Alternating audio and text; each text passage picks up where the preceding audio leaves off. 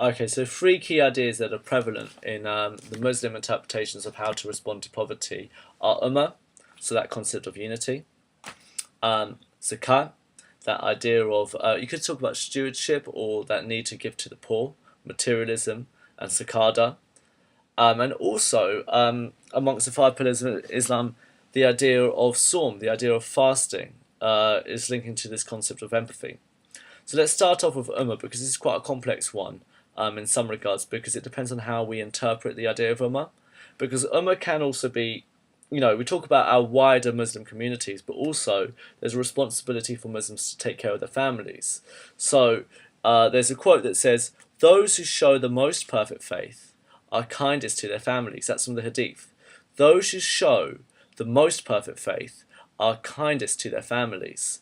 So if I show a most perfect faith, I look out for my brother, my sister, my son, my uncle. These are my families, and these are the people who I show my most perfect faith, the people closest to me. That's my first priority. However, Ummah obviously extends beyond that. So I could use the quote, he who eats and drinks whilst his brother goes hungry is not one of us. Again, that's from the Hadith. He who eats and drinks whilst his brother goes hungry is not one of us. So that Ummah then seems to extend almost to the widest global community because any of my brothers could be hungry. My brother could be a Christian brother in Iraq right now suffering under ISIS. I need to make sure that those people are taken care of. I have a responsibility as a Muslim to take care of all of my brothers, every person who God has created. Alongside that idea, okay, so we've got this family is our extreme, like, right, you've got to take care of your family first. Those who show the most perfect faith are kindest to their families, and then you've got your really liberal kind of example, that kind of real emphasis on equality amongst all religions. He who eats whilst his brother goes hungry is not one of us. So those are two examples there.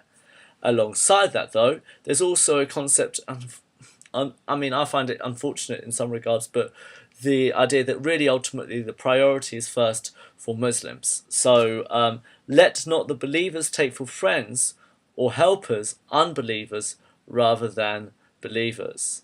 Let not the believers, is from the Quran, so Muslims, take for friends or helpers unbelievers rather than believers.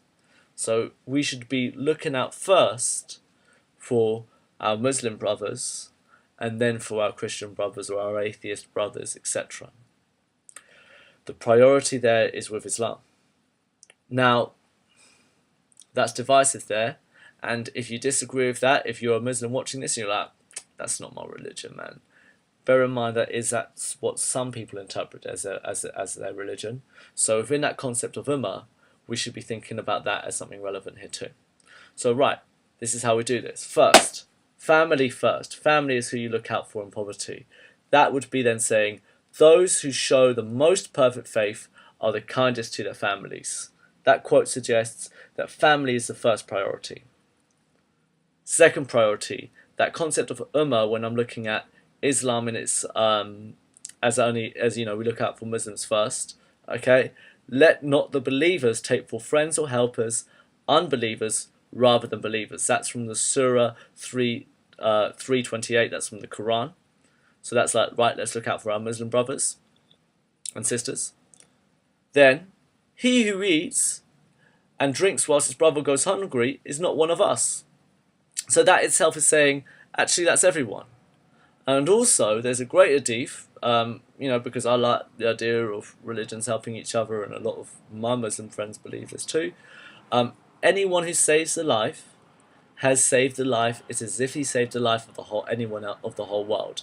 Anyone who has saved the life, it is as if he saved the life of the whole world. So that suggests if I save, it doesn't, it means that if I'm walking down the street and I'm seeing anybody in trouble, or if I'm aware of any poverty or any issues, I do have a responsibility as a Muslim to look out for those people. So that really, again, is that wider concept of Ummah, which is beyond just the Muslim boundaries. So that's our Ummah then.